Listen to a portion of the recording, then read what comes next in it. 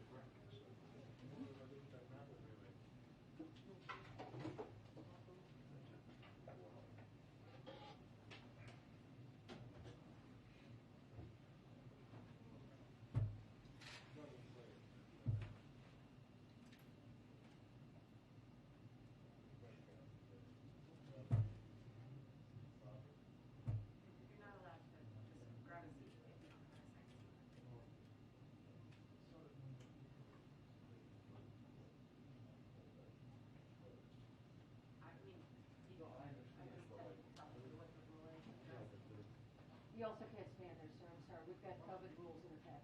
Why can't I just think that? Because we've implemented COVID rules for everyone's safety. That's been a rule of the Correspondents Association. I'm a board member, and so we're just trying to. I'm sorry, sir, but we've, as a community, agreed to abide by these, and we'd ask for your cooperation. It's really quite silly. I will say that. It's not trying.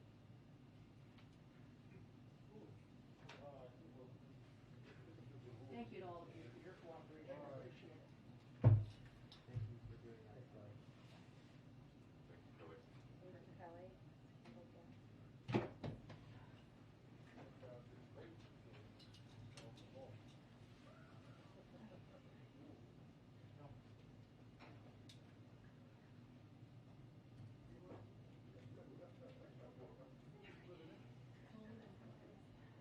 Is it only Monday? Okay.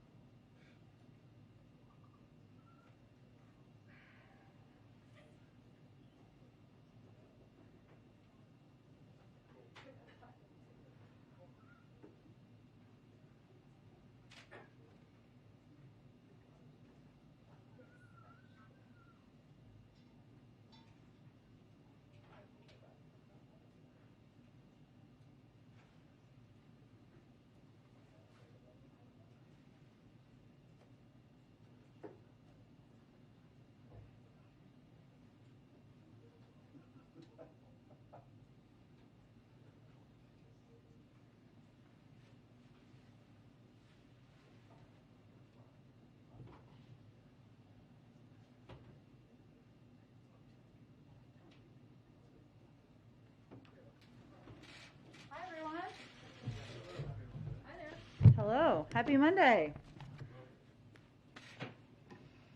Okay, I just have two items for all of you at the top.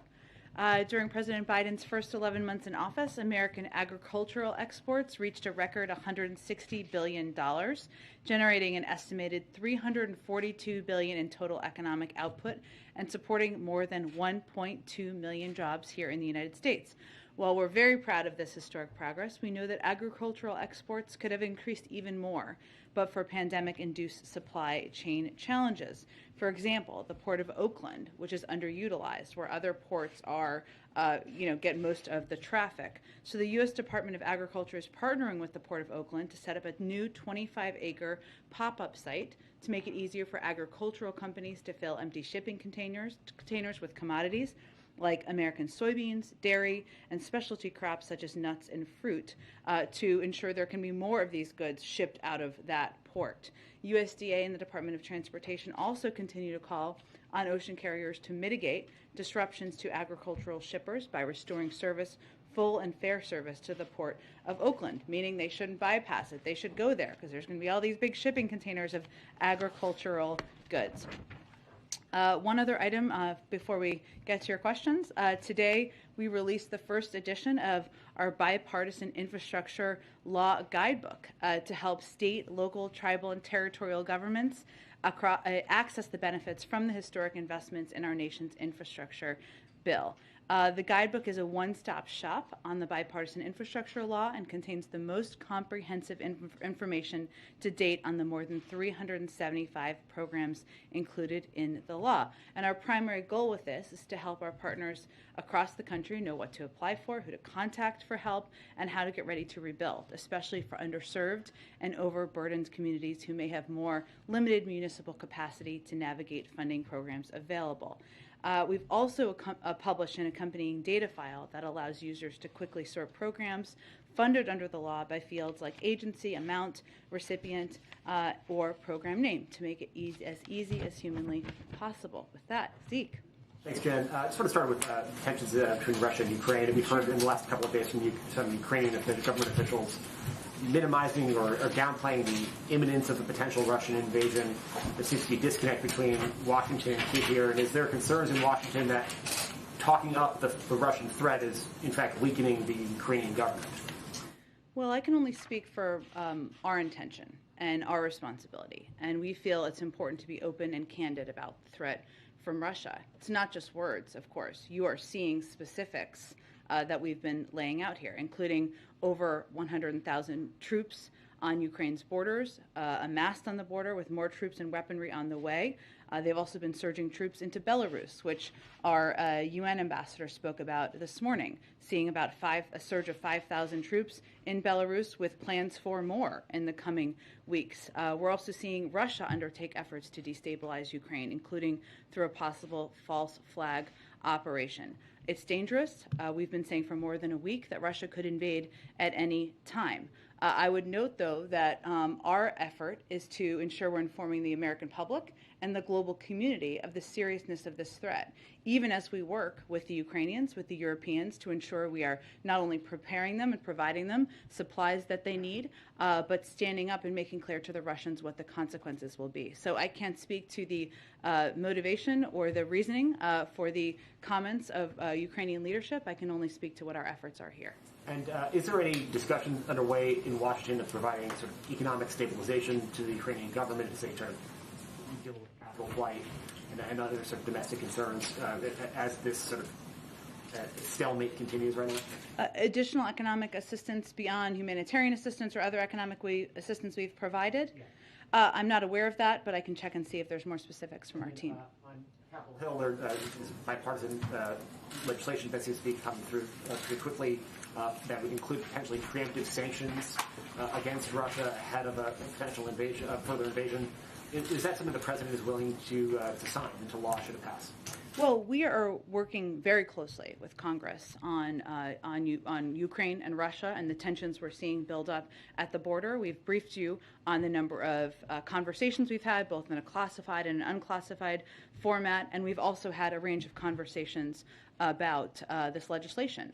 We certainly are encouraged by the fact that there is bipartisan discussions about how to hold Russia accountable, how to have a deterrent impact.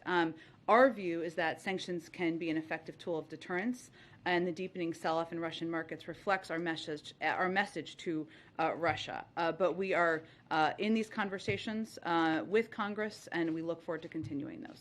And just on a different topic, we heard a few minutes ago from Governor Hutchinson calling on the CDC and the federal government to provide more clearer guidance for the American public as COVID-19 moves from the pandemic stage to a more endemic virus that we all have to live with for some time. Can you speak a little bit how is that something that the president believes as well? And is there a disconnect between the White House's messaging for Americans that they should go about, take precautions, but they can go about their daily lives in the midst of this Omicron surge, particularly if they're vaccinated and boosted, but also the precautions that are taken because the president is the president, the distance between him and the governors, not going to dinner last night with the other governor, things like that sort.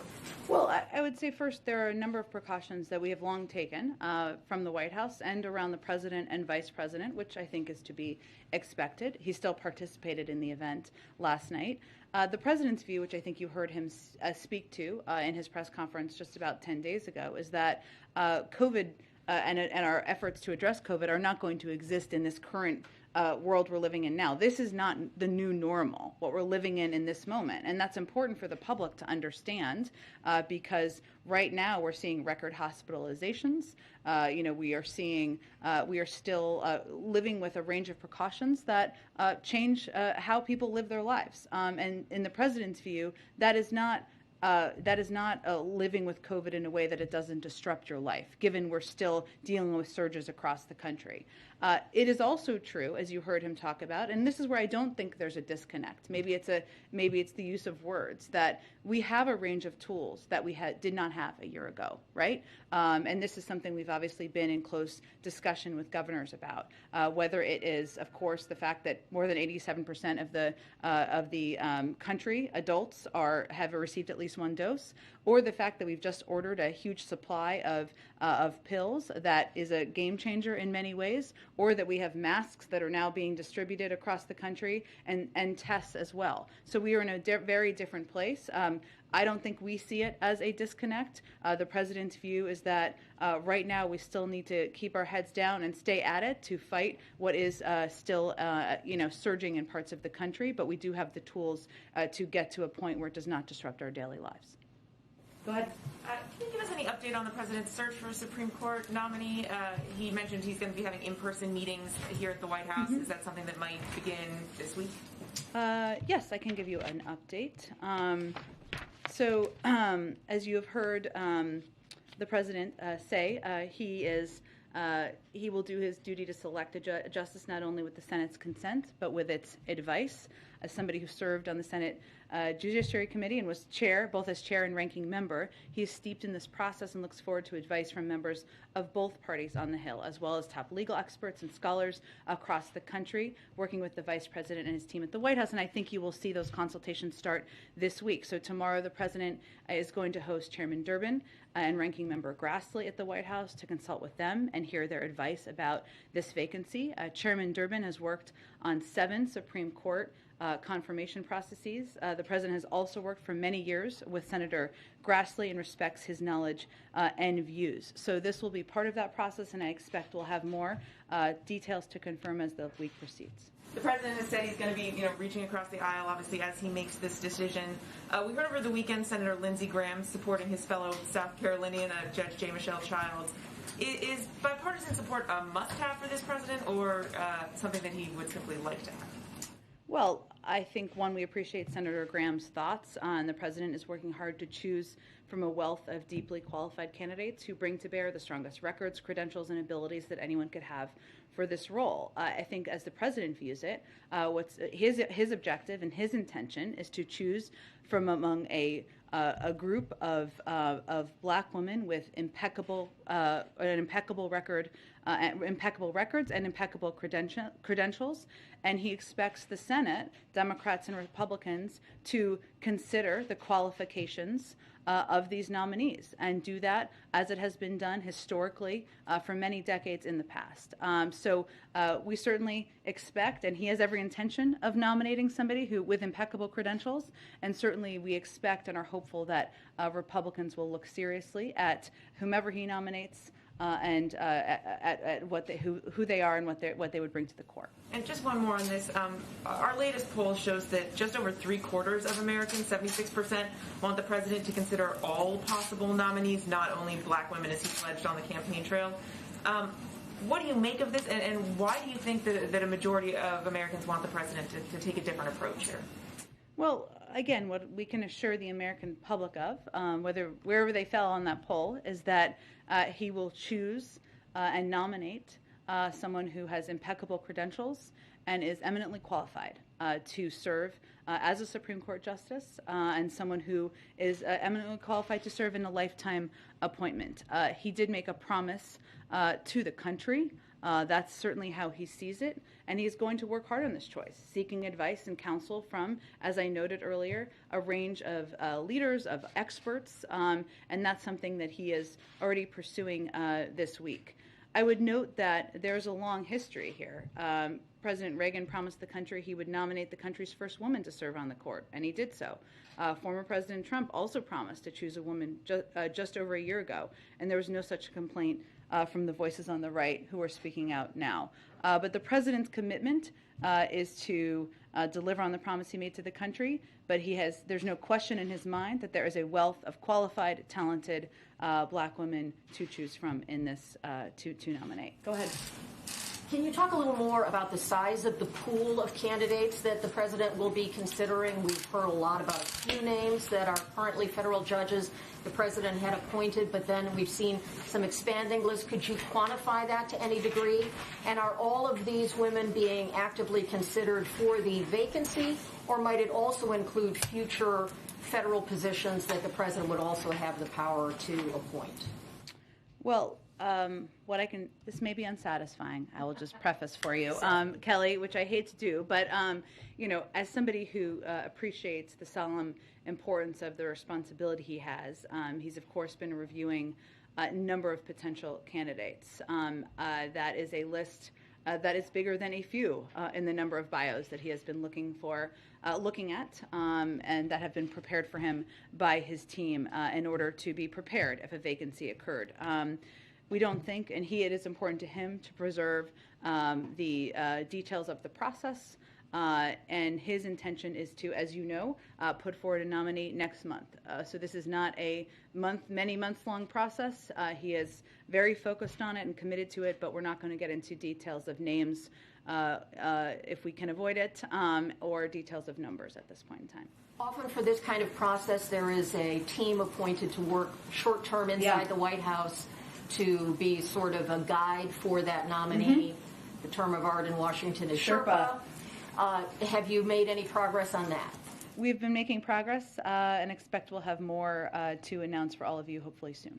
And last question, do you think bipartisanship, the chance to get Republican votes, would be a factor that would weigh heavily on the president among those he would consider? I think the president is going to select a black woman who is qualified, who is prepared, who has impeccable experience to serve on the court. He's going to do that based on her credentials, of course having a discussion with her, and not through gaming out the system. He believes that Democrats and Republicans should seriously and carefully consider any qualified nominee he puts forward, as he has done in the past himself. Go ahead. Oh, sorry, I'll come back to you, Jack. That's all right. Sorry, thank you. The members of the economic team have been sort of front-running the jobs number on Friday, saying that the figure could be wonky, of course, of all the Omicron cases we had during the sample period. I'm wondering what your expectation, or the White House's expectation for this report is, and in particular, we had a lot of revisions of these reports in recent months. Do you think it's time to overhaul how the Department of Labor does this survey, the methodology, that kind of thing? I have no prediction or call for any changes to how the process is run. But what I can tell you is we're looking in preparation for the Friday jobs numbers. We'll get the monthly jobs report, of course, for January on Friday. The way the jobs numbers are calculated is every month is calculated every month is a little complicated, but there are some simple things here to understand that most people don't realize. If a worker was out sick during the week the survey was taken, because the data is taken over a week, and that is what the monthly jobs numbers is based on, and did not receive paid leave, they are counted as having lost their job. Now, that isn't an accurate depiction, and this is why I think you're asking the second question, of whether or not they were unemployed, but that's how it's calculated. Because Omicron was so highly transmissible, nearly 9 million people called out sick in early January when the jobs data was being collected, so during that same period of time. And the week the survey was taken, the week of January 12th, was at the height of the Omicron spike. So we just wanted to kind of prepare people to understand how the data is taken, what they're looking at, and what it is an assessment of. And as a result, the month's jobs report may show job losses, in large part because workers were out sick from Omicron at the point when it was peaking during the period when the week where the data was taken. Can I follow up on Zeke's question Sure. in regards to the president's distancing in events? Is it fair for us to interpret that this is a precaution being taken given the caseloads we're seeing, in particular in D.C. but other places? Is he taking more steps to not sit within 6 feet, for instance, of people than he had been previously? It's not a new precaution. We have had a process, and it may look different when people are sitting down, right? Because we don't do as many events with people seated versus standing. But when somebody has their mask off, we make a special effort because they're speaking to ensure that spacing is adequate. Applies to the president and the vice president. For instance, other people spoke today, but we're shoulder to shoulder. So we're just wondering if there's a particular rule for the VP and president.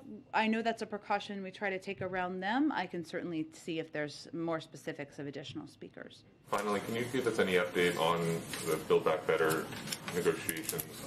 Is that a fair word for them? Is that ongoing?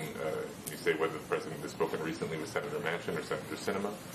I'm not going to give any details on any conversations he's had, per our policy of trying to keep those conversations private. I will say that is still a great deal of interest, passion, I might say, and advocacy on the Hill for moving forward with Build Back Better agenda, because there's a recognition and understanding that it's long overdue for Congress to take steps to lower costs for childcare, lower costs for elder care, negotiate the price of prescription drugs, and ask higher income companies and Americans to pay more.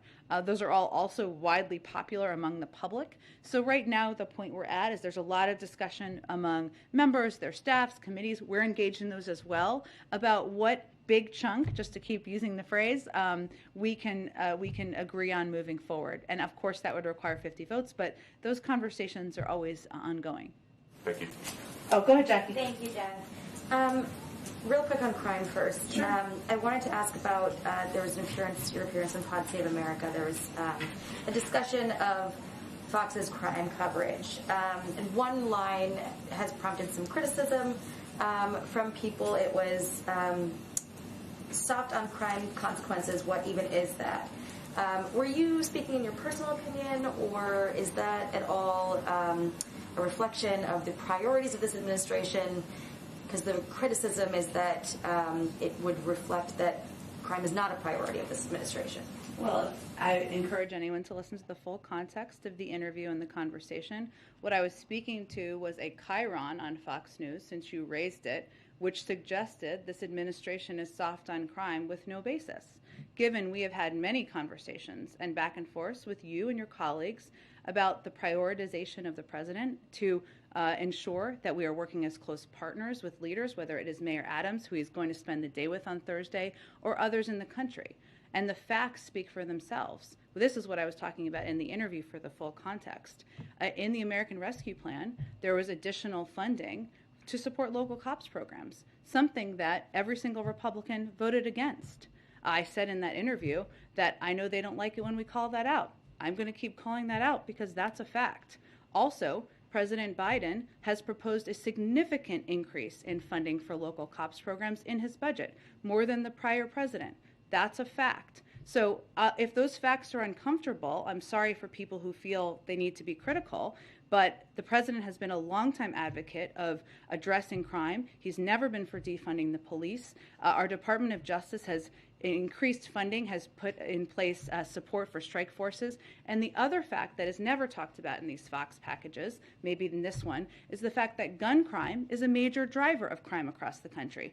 also a fact. So those are pieces, I think, in that moment I was speaking to. And again, we're about the facts here, and addressing crime is something that is a root of the president's agenda. Appreciate that. And then I want to move on to the DOJ. There is a letter from Tom Cotton today threatening to block the president's DOJ nominees over the Department of Justice allegedly denying 4 deputy U.S. Marshals legal defense in lawsuits stemming from the Portland riots. Is the White House aware of this, and can you give us any explanation for why that would be happening? I'm not aware of the specifics of it, Jackie. I'm happy to check with our counsel's office, I assume, and see if there's something more specific we can get back to you. Thank you. And then on there's been this leaked video of Border Patrol agents expressing frustration over some of the policies of this administration. I know that we talked last week about flights, and we've heard the explanation for this procedure that they were frustrated over. But this video seems to show that morale is, in a tough place, that these agents are frustrated who are having to carry out these policies. Is anything being done to improve morale? Is there going to be any sort of outreach from the administration to Border Patrol, given that we're seeing more of this come to the surface? I haven't watched in detail the video. I will note that I think it was the migrant flights video. Is that the one that was, or is it different? It's a different video. Okay. I didn't want to speak to the wrong thing. Of course, the role that Border Patrol agents play in ensuring security and safety at our borders is something that there's great value for in this administration. I would point you to the Department of Homeland Security, who oversees, of course, the Border Patrol agents, and can see if there's any more specific programs that are underway. Go ahead, Jeff. Thanks. And then Jeff. Go. A follow to Kelly's question about trying to quantify the pool of potential Supreme Court nominees. Yeah. A White House official told us late Friday that the reporting in some outlets that there were 3 primary contenders, that was incorrect. I wonder then, for our reporting, would it be more accurate to say a dozen, dozens plural, women under consideration? I understand your efforts. I appreciate them. I value them. But I can tell you that the president feels very strongly about ensuring we're protecting the process. What I was getting at with Kelly a little bit, but let me be a little more clear, is that the number of bios and information that the president has been reviewing was greater than the 3. Okay. On voting rights, what's the president's view on the early bipartisan talks around rewriting, reforming the Electoral Count Act? It doesn't go nearly as far as he'd wanted on voting rights, but there is perhaps new urgency given the former president's comments at that rally and in the statement where he appeared to admit to this scheme to overturn the election results of 2020. Sure. Well, let me speak to that first, and then I'll come around to the Electoral Count Act. So in terms of the former president, his actions represented a unique and existential threat to our democracy, as the president has said many times. But, his remarks this weekend, he defended the actions of his supporters who stormed the Capitol and brutally attacked the law enforcement officers protecting it. I think it's important to shout that out and call that out. He even attacked his own vice president for not, in his words, having overturned the election. And it's just a reminder of how unfit he is for office. And it's telling that even some of his closest allies have rejected those remarks as inappropriate in the days since. As it relates to the Electoral Count Act, as you noted, Jeff, in your question, it is not a replacement. And I think why we keep saying that is because we don't want anyone to suggest who supports it that it's a replacement for the John Lewis Voting Rights Act or other voting rights legislation that has important components of it that would provide a basic baseline and important protections for people across the country who are trying to exercise their fundamental right. We've been open to and a part of conversations about the Electoral Count Act. We've never been opposed to it. We just don't want it to be a replacement for. And lastly, at least 6 HBCUs received bomb threats today. Yeah. The FBI says it's aware of these threats and it's coordinated with the local law enforcement. Has the president been briefed? And do you have anything to say about it from the podium? I will say that these are certainly disturbing, and the White House is in touch with the interagency partners, including federal law enforcement leadership on this. We're relieved to hear that Howard and Bethune-Cookman universities have been given the all clear and will continue to monitor these reports. The president is aware. I don't believe he's received a formal briefing, but he is aware of these reports, and obviously, as you noted, law enforcement authorities would be running point. Go ahead, Jeff. Thank you, Jen. There was a UN Security Council meeting today. Yeah. Russia's ambassador at that meeting said that the West's assertion that Russia has amassed 100,000 troops on the border has not been confirmed. And China at that meeting also said that it did not view Russia's troops as a threat to Ukraine. Wondering about the White House's response to those two comments. Well, those are also the two countries that voted against the meeting proceeding, the only two, right? I would note that we have based the information we have provided to all of you on substantive reports out there, our own assessments, our own coordinated intelligence gathering with our partners on the ground. And those are assessments that are, as you know, Jeff, are also made by the Europeans. Now, again, Russia has the power. They are the aggressor here. They have the power and ability to de-escalate, to pull their troops back from the border, to not push more troops to Belarus, to take steps to de-escalate the situation on the ground. But we see with our own eyes. You have heard members of our defense team, our Secretary of Defense, as well as General Milley speak to this in very specific detail, as well as our UN ambassador this morning. It is not our preference to be having these conversations. We'd prefer there to be de-escalatory actions by the Russians. And China? Look, I think that I can't speak for the motivation of the Chinese. They can speak for that themselves. Obviously, we would encourage any country in the world to be part of an effort to de-escalate, to protect and respect the sovereignty of Ukraine, and to make clear that a global value is not allowing one country to invade and take land from another. Do you have any more details on your plan to impose sanctions on on the Kremlin's inner circle? Let me see, Jeff. I know there were some reports about that over the weekend. That has been, as it was back in 2014, as I think you probably remember, a part of what we have been considering. I can confirm we have developed specific sanctions packages for both Russian elites and their family members if Russia further invades Ukraine. These efforts are being pursued in coordination with allies and partners. The individuals we've identified are in or near the inner circle of the Kremlin and play a role in government decision-making, or at a minimum, complicit in the Kremlin's destabilizing behavior. Many of these individuals are particularly vulnerable targets because of their deepened financial ties with the West, meaning they would be hurt by sanctions that are tying them to Western financial systems. I would also note that this is just one piece of our effort to hit Russia from all angles, and this is when Jake Sullivan came here several weeks ago and talked about how this will be far above and beyond what we're considering 2014. A lot of what we did in 2014 was around individuals, right? And we're talking about major parts of the financial system. But there is a package. We have developed specific sanctions packages for both Russian elites and their family members.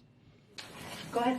Thank you, Jen. Zooming out a bit on Ukraine more, does the president consider as a risk that the different simultaneous things going on right now? You've got North Korea upping its missile game.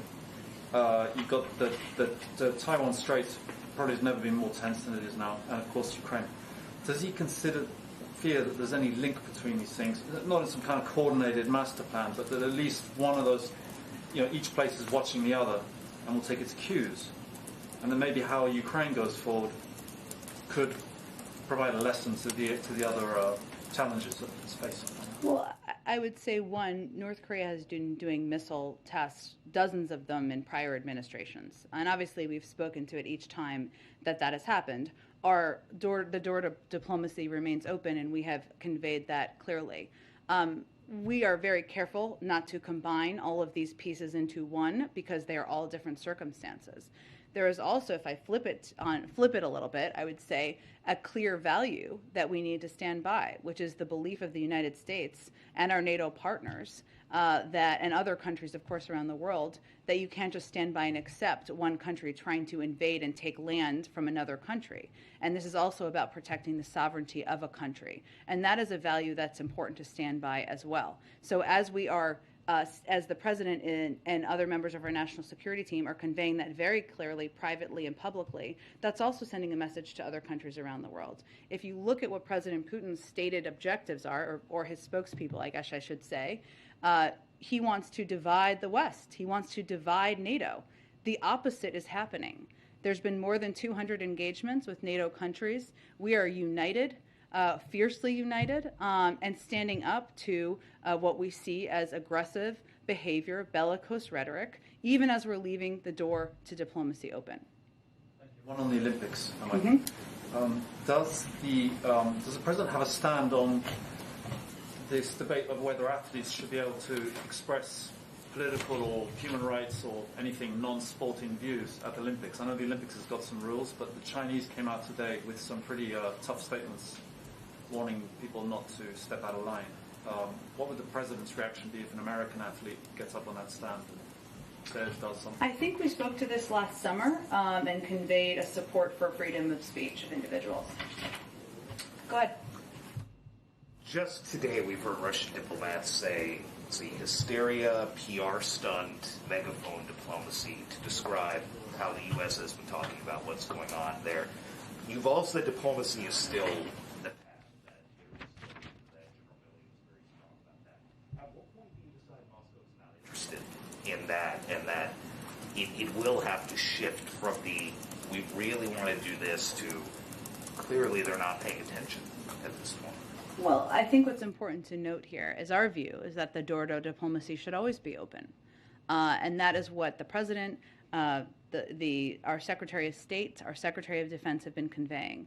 I think the State Department confirmed this morning that our Secretary of State will be talking with Foreign Minister Lavrov, I believe tomorrow. That would be a next step in our diplomatic efforts and engagements here.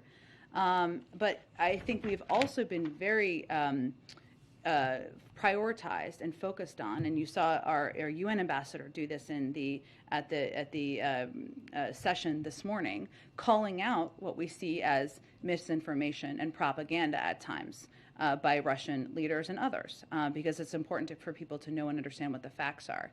But regardless of what people's public rhetoric is, it's our view that the door to diplomacy should always be open. And ultimately, the question here is about what President Putin is going to do. So we're always going to keep that door open. And back to SCOTUS, just to try one more time. Go ahead. With Judge Childs, you had, within 2 hours of the event here with Justice Breyer and the President, you had Congressman Clyburn, obviously a very close ally, come out and very public push for Childs. And then, as mentioned earlier, you had Senator Graham do that. Hard to think of two opposite folks. The number 3 House Democrat, like the President, a former Judiciary Committee They are chairman. both from South Carolina, which may be a factor. Of course, with the state, but when you're talking about the bipartisan part of it, Yeah. how much weight might the president put on something like that, where you have, again, the number 3 House Democrat, you have a Lindsey Graham, uniting for one person and very publicly putting the pressure on almost immediately to kind of nudge him in that direction?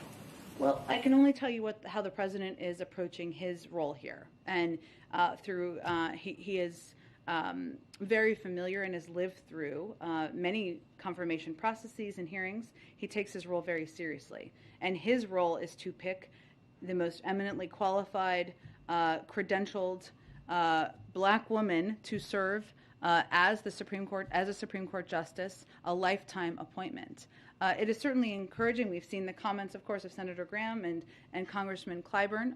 We always welcome agreements on anything in this town, but the president's focus is not on gaming out the process. It's on picking the right candidate.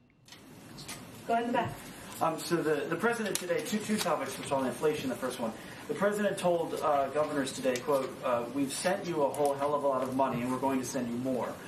The Fed chairman last week, though, said that a drop in fiscal spending this year will help ease inflation. So again, what's the level of concern for the president that more spending would contribute to inflation? Well, there is still going to be a massive drop this year because of the end of a number of programs. So that doesn't change what the president conveyed. I didn't see the totality of it, so I don't know what the full context of it. There are still, of course, programs and requests that these governors have, whether it is help on COVID or help with specific small businesses. And there is still some targeted assistance that leaders still want, they need, and we are delivering from the federal government. But that doesn't change. If you look at the overarching graph of like how much federal assistance is going, it's a natural drop because of the end of a lot of programs. So on the Federal Reserve nominees, the Federal Reserve maintains its independence. One of the picks, Sarah Bloom Raskin, is the wife of Representative Jamie Raskin, as you know. It's been a while since I get a seat, so I get to ask about the Federal Reserve now. He was an impeachment manager in the impeachment trial of a Republican president. So does the president believe she can keep that independence from the Fed? Well, I would also just I think she can stand on her own qualifications, not just because she's a woman, but because she's done a lot in her career. She has been said by many to be the most qualified person to be nominated to this role, which I think is probably more important than who she's married to, I would argue.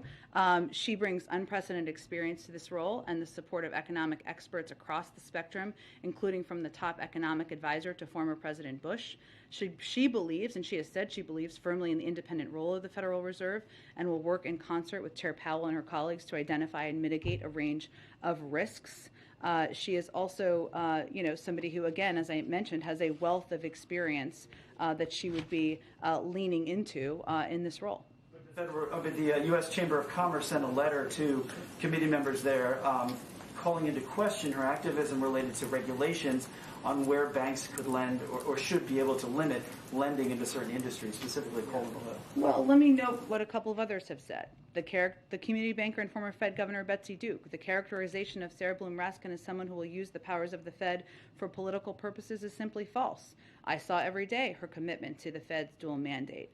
Former Bush CEA Chair Glenn Hubbard. Raskin brings a wealth of experience to a Fed role. Former Independent Community Bankers of America President and CEO Cam Fine. An outstanding group of nominees. I hope the Senate will confirm them as soon as possible. And I think just like any nominee, she should be judged by her qualifications. She will have a hearing coming up where I'm sure she will answer a range of questions. But I think her background, her credentials, her experience is unquestionable in terms of its preparedness for this role. So her husband being an impeachment manager had nothing to do with that, just to put it bluntly. Again, I would say that her experience and her impeccable credentials were the determinant in her being nominated for this role. And I think it's a little questionable for anyone to raise otherwise. Go ahead.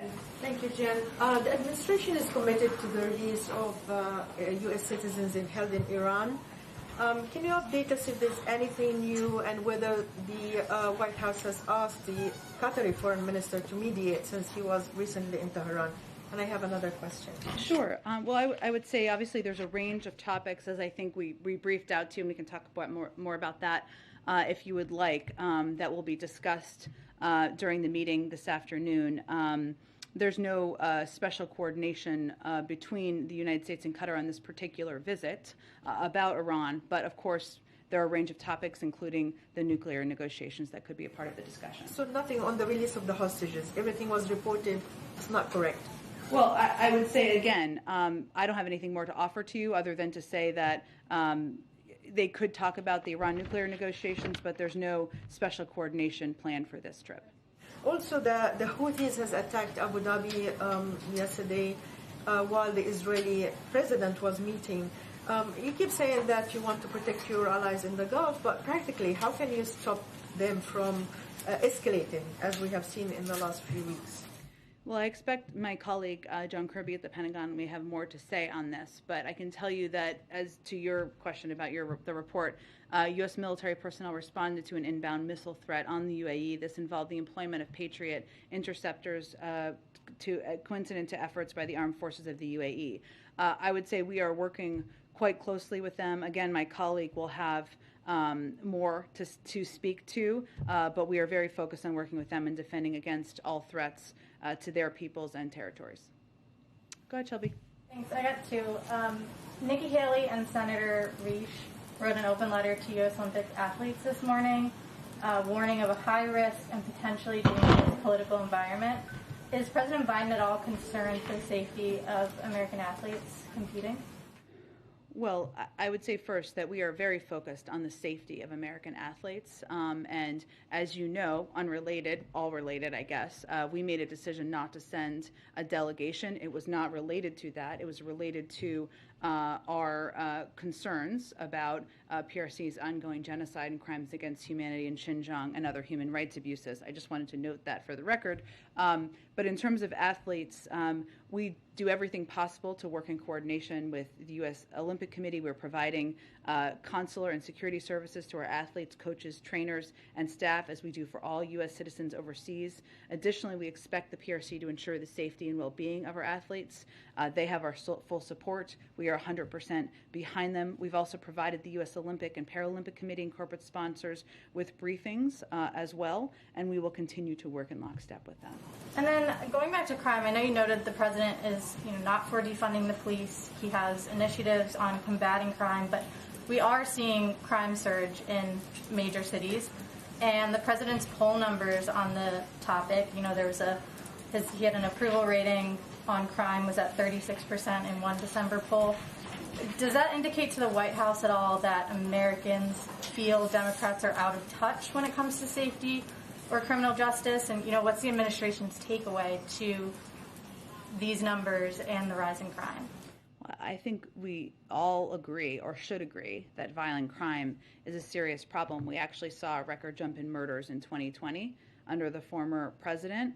And there hasn't been new FBI nationwide data that has been released to date. There has been some city data, of course, which is important to focus on and talk about. Our view is that instead of turning this into a political football, we need to be focused from the beginning of the president's time, of all of his time in office, on reducing crime and keeping our community safe. And that's why he's been a long-time advocate for more accountable community policing. That's why he has supported and advocated for additional funding for proven community programs to reduce crime, why he's working to crack down on rogue gun dealers who sell firearms to criminals, and why he's taken executive action to crack down on ghost guns. So his objective is to work with Democrats, Republicans, mayors, local leaders to work to address what we've seen as increases in crime in some areas, but I would just note that nationwide there has been an increases in crime over the past few years. Go ahead. Oh, go ahead. I'm sorry. Go ahead. Jen, the governors were just out at the States just a minute ago after meeting with the president. They said their biggest message to the president and the administration is they want flexibility in how they spend these monies. What can the administration do, or what are which money, just for clarification? Infrastructure, and also COVID relief bills. They want more flexibility in how they can spend that. Sure. Well, I would say first on infrastructure, we just published this massive booklet with the intention of providing a bunch of guidance to governors, state and local electeds, communities about how they can apply for funding. It goes through different grant programs, so different programs work differently. Some of it, as I think we've noted in the past, has been against some of the most structurally challenged bridges, for example, which will take some time. But there are just different ranges of programs that come from different agencies. Obviously, if there are lead pipes in their state or communities or schools, those are things we're going to replace. That's pretty clear. But there is a lot of, hopefully, comprehensive information in this lengthy booklet about how, or book, it's a big book, about how to apply for grants, a follow-up for how to ask questions as they come up as needed. In terms of COVID relief funds, I mean, we have what I'd really have to dig into more specifics of what they're looking for. There have been areas of some flexibility in terms of how funding has been spent for schools or how funding has been spent for local community programs throughout the course of time, like through the American Rescue Plan and others. So I'd have to look at the greater context of what their exact issue is. Okay, and the final question, what is the federal government going to do to supply, or any supplies going to the Northeast states that just got hit by the blizzard? By the blizzard.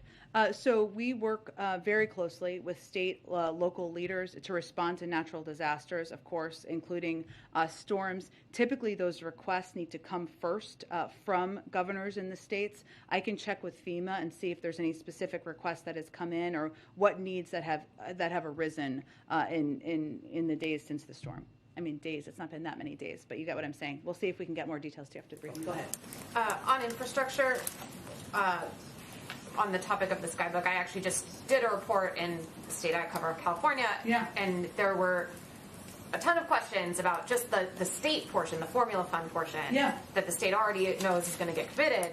So many questions about how that's supposed to go out. How does the White House plan to sort of oversee all of that distribution and sort of make sure that the money is having its intended effect? Sure. You mean to avoid waste, fraud, and abuse, or to...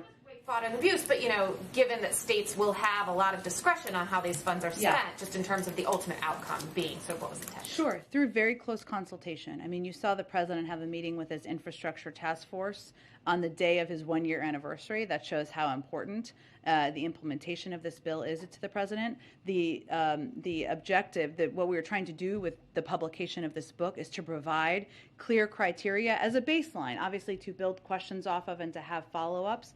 But I think from here, what the president always says when I'm in meetings with him, with Mitch Landrieu, is a big part of our jobs is, spending hours a day calling mayors, calling governors, seeing what questions come from local electeds. That's the role he played as vice president, and that's what his expectation is. So this big book is a base that will hopefully help answer a range of questions. But different programs are being implemented by different agencies, even as they're being coordinated by here. So it really depends on the program implementation to where those questions should be directed. And in terms of the American people, how do you intend to ensure that the average American ends up knowing what the impact of this bill was? Are you guys going to do signage the way we've sort of seen in the past with some of these big initiatives? I think there will be some branding around the infrastructure implementation that the American people should be able to see. And lastly, it's still up in the air, but in California there's sort of a push to get a single-payer health plan across the state. Is that something that you think the federal government could end up being able to interface with, and something that, if California were to proceed, you guys would welcome? In terms of interface, in what way? That if the state were to implement this sort of single-payer plan that would work with everything else you guys have in the healthcare ecosystem. We would, of course, work to coordinate with any state, but I don't have any more details at this point in time. We'll wait to see what they do. Thanks, everyone. Thanks, Jeff.